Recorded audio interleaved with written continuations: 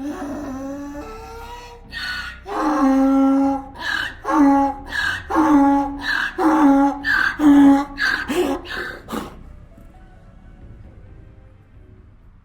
$165 billion we gave to Ukraine, we could have built 6 border walls to stop illegal immigrants from pouring across our southern border. Could have fixed Flint's water system 215 times over. Easily. I like this one. Could have given every homeless vet $2 million. Holy shit. Could have given $50 million to every family impacted by the Maui wildfires. They got $700 each. They think it would take $20 billion to end homelessness in America. $20 billion. We've sent 100 and how much? $165 billion. So we could have ended homelessness 8 times over in America. It's outrageous. What?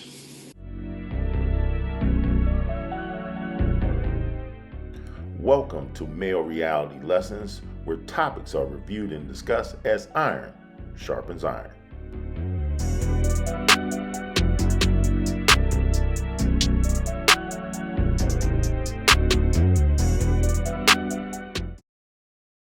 On this episode, we're going to talk about getting your affairs in order.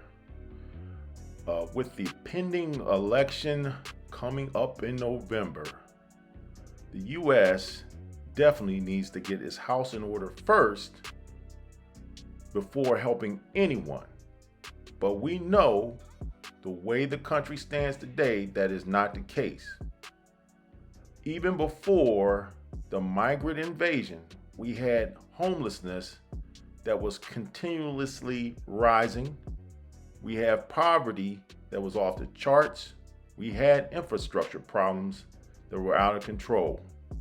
But as we stand today, we've been bleeding money out of the country hand over fist, whether it's supporting issues abroad or the current migrant crisis with supplying them with food, housing, education, as well as health care. Yet, we just got a State of the Union, and to me, the future does not look very good unless we make a drastic change in administration. But you don't have to take it from me. Let's take a look at actual news articles and stories that are taking place today. Estimates show that as many as 500,000 people are homeless in the U.S. on any given night. Nan Roman is the CEO of the National Alliance to End Homelessness, and she joins me now. Nan Roman, thank you for joining us. In full disclosure, I serve on the board of the Alliance. But first, let me ask you, how serious is the homelessness problem in this country compared to a few years ago? Well, the problem of homelessness has been getting worse in this country compared to a few years ago. From 2007 to 2016, it had been going down pretty steadily every year. Starting in 2016, it's been creeping up every year, including this year, as far as we know. And do you understand why that is? I think it's largely due to the lack of affordable housing and housing getting more expensive, and also what people earn purchasing less housing. And is that due to federal policy, state policy? What would you ascribe it to? It's due to the market to some degree. I mean, we really don't have an adequate supply of housing in the U.S. anymore. We're about 5 million units short of having an adequate supply of housing overall. And in the affordable housing category, it's even worse. We're about 7 million units short of enough affordable housing for all of the low-income households that need it. And that really is the driver around homelessness. If you're enjoying the video, please take a moment to like, share, and subscribe to Male Reality Lessons. Cities withstand the recent surge of migrants. And what do they need to end the crisis? We have to first acknowledge that there is a crisis, because if you don't acknowledge a crisis, you can't be in a crisis mode. We have to be in a crisis mode. And this crisis is expensive. In 2018, New York City spent roughly $258 million to fund its immigration services, adjusted for inflation. By fiscal year 2023, the city had spent $1.47 billion servicing those seeking asylum. The city of Chicago spent over $194 million on its new arrivals mission since October 2022. Denver is estimated to have spent between $36.3 million to $39.1 million on migrant support services in 2023. The three biggest items for expenses for new arrivals is housing, education, and healthcare. And they're all three high-ticket items. The idea that we could have a generous system of welfare benefits from health to education and so on, and allow the entire world to access those benefits is just mathematically impossible. So we're starting to see the math not adding up in state after state. The sheer volume of newly arrived migrants is a major reason behind the city's struggles.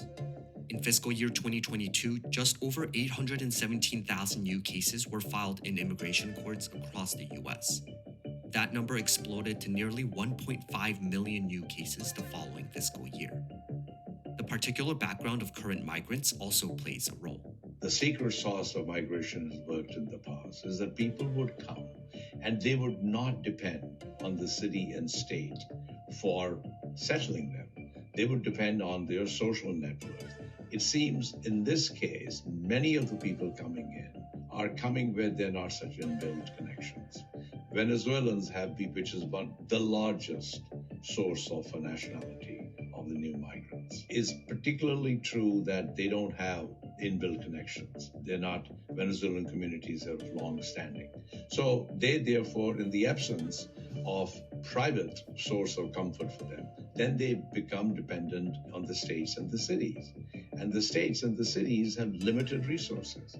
Although immigration has primarily been an area of federal oversight, experts say there just isn't enough federal funding for cities to work with. The current level of federal funding provided to state and local governments is a drop in the bucket compared to the need. Congress has provided a very small amount of money of $800 million for a FEMA program for the entire country for last fiscal year to provide assistance to cities in aiding these newcomers. But cities say this isn't enough. For instance, the $145 million allocated to New York City is less than 10% of what the city spent on migrant services in fiscal year 2023. This is a whole spectrum of services needed for people who are new to a place, new to a country, new to a city. Everything from finding warm clothes for them, to finding jobs for them, to finding shelter for them. These are complicated issues to manage. So the city, the state, and the federal government, frankly, was not prepared for it. Texas is providing charter buses to send these illegal immigrants who have been dropped off by the Biden administration to Washington, D.C. We are sending them to the United States Capitol, where the Biden administration will be able to more immediately address the needs of the people that they are allowing to come across our border. So the historians will probably record the current migrant crisis as a chapter of busing migrants. This kind of coordinated, dramatic busing of asylum seekers from the border to the cities inside the countries is completely unprecedented. Since the first bus of migrants to Washington, D.C., Texas reported it has transported over 100,000 migrants to cities such as New York City, Chicago, Philadelphia, Denver, and Los Angeles. In 2023, illegal immigration is estimated to have cost Texas taxpayers $13.4 billion. According to the Texas Newsroom, the state spent over $148 million busing migrants to sanctuary cities as of January 24, 2024. The Office of the Governor of Texas, Greg Abbott, did not respond to CNBC's request for an interview.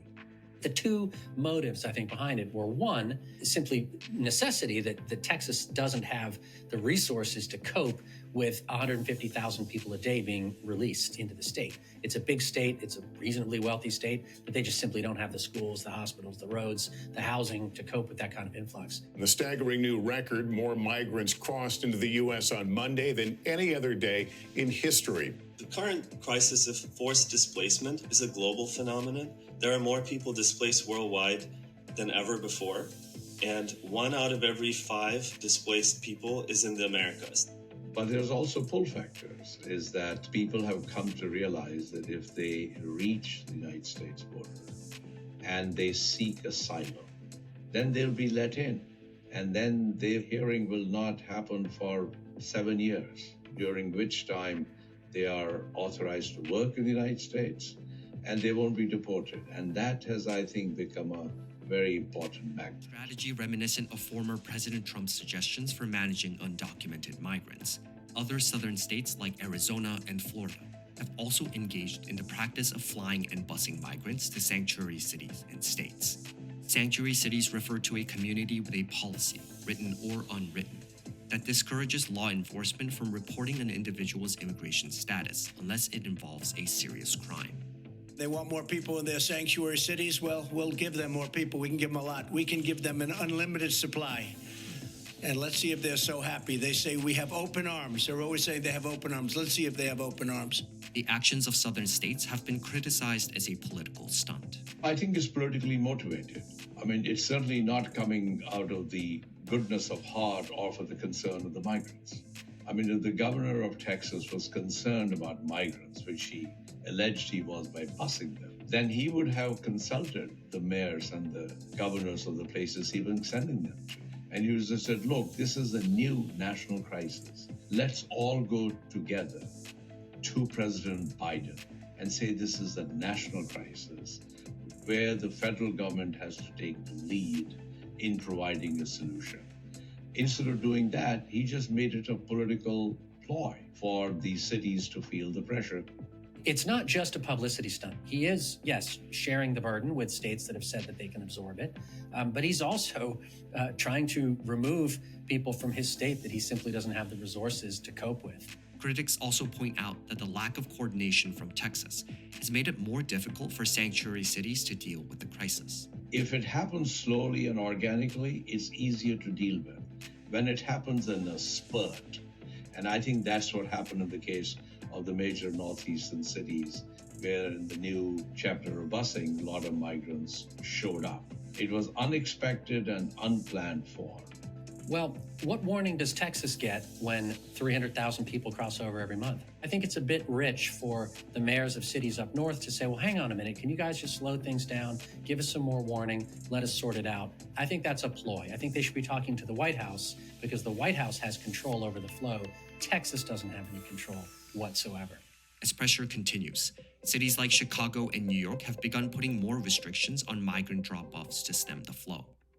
In January 2024, Mayor Adams also announced a lawsuit against charter companies hired by Texas to transport migrants into the city. But what cities say they need the most right now is federal assistance. I think the federal government was late coming to this. We should have developed a mechanism for reimbursing impacted states and cities early on. Unless we get the reimbursement scheme under control, I think cities will suffer for a long time. Even sanctuary cities that said, come one, come all, are now begging the Biden administration to unloose the coffers and get them more federal money, which is why it's become such a big issue in Washington, because you're asking essentially a Congress that passed laws that explicitly ban what the president is doing in terms of catching and releasing people at the border and his parole programs. You're asking that same Congress that's watching the laws that it wrote be flouted to pony up $20 billion or more to go to grants for people crossing the border, to provide services in many cases that are not provided to American citizens. So it's become politically contentious. That's a damn shame. I will close with this. Not only do we have economic pressures stemming from the influx of migrants, we also have a national security issue regarding the people that are coming in. And these are just not people solely from South America. Because of the new initiative to just open up the borders, we got people coming from all across the globe. And in addition to that, not just from friendly nations, nations that are dumping their prisoners, gangs are sending their legions up to the country to take advantage of the current situation. Case in point, this story right here. The ABC ABC7 Alert Center with breaking news and a warning. You may find the details of this story disturbing. A woman accused in Mexico of several murders and body dismemberments, even removing victims' hearts, is arrested in El Paso. And within the last 10 minutes, ABC7 obtained this arrest photo. She is Michelle Angelica Pineda, also known as La Cheli. She was wanted for 5 murders in Juarez. She's also suspected of being involved in several other killings. Investigators say she crossed illegally into the U.S. and was operating on behalf of the gang Artistas Asesinos, or assassin artists. The FBI says Pineda was known for extreme brutality, dismembering bodies, removing hearts, and placing the hearts in front of Santa Muerte statues. Authorities say they found guns, machetes, and fentanyl, as well as other drugs at the motel. El Paso's FBI says several law enforcement agencies worked together to arrest Pineda at an El Paso motel. With that, I'd like to hear from you in the comments section. Tell me how you feel about this subject matter, as well as if you have made your own decisions about what direction you're going to go in when it comes down to voting in November. As always, I want to thank you for watching. Please subscribe to Male Reality Lessons and have a good day.